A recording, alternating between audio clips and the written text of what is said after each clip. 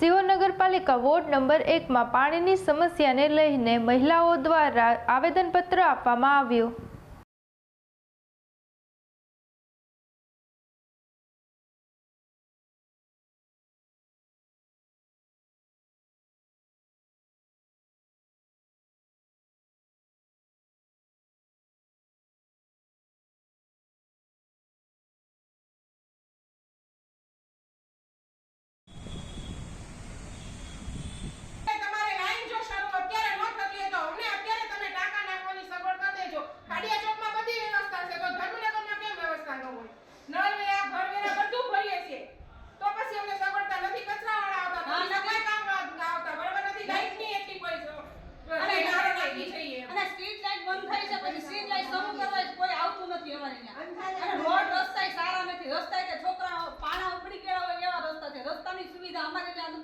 પણ અહીંયા તમે મળવા કોઈ અધિકારી છે કે નથી?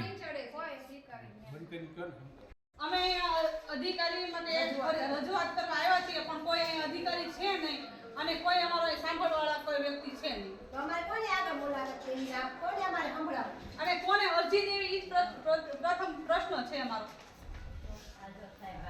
અને એમાં પાણીની બહુ જ તકલીફ છે। પાણી છોડવા છતાંય પાણી આવતું નથી અને 20-25 દિવસે પાણી નથી આવ્યું તો પાણી વગર અમારે શું કરવું? પાણીની બહુ જ સમસ્યા છે ભાઈ અને પાણીનો હલ કરવા માટે અને અમારી સમસ્યા દૂર કરો એટલી જ અરજી અમારે દેવાની। પાણી આપો તો પાણીનો પ્રશ્ન કેમ કહેવાય? એક કલાક પાણી આપે બોલાય નહીં 25-25 દિવસે 1 કલાક પાણી એટલે હું કહેવાનું?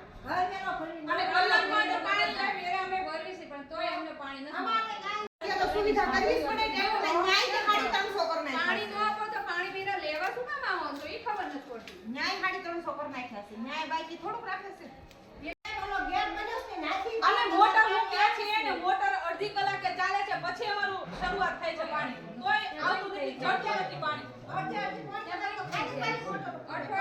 23 કલાકે સરખું પાણી ન થતું અમે ટાંકા કેવી રીતે ભરે? અમે અઠવાડિયું કેમ ચલાવવું?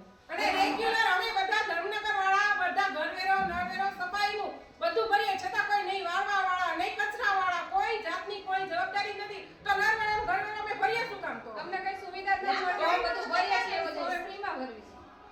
આવી રીતે ધર્મનગર વાળા બીજા બધે નવા ગામમાં બંસીમાં અમારી સોસાયટીમાં બધે પાણી આવે છે અમારા ધર્મનગરમાં જ પાણી અમારે એક કામ ના કામ તો નથી જ કે લાઈટું ના તો બધું અમે તો કોકના પ્લોટિંગ છે ને પ્લોટિંગ કોકના છે કોણ ભલે બધી છે આમાં બીજામાં ગંદકી શોભાબેન બાકી છે બે આ રીતે આપી દે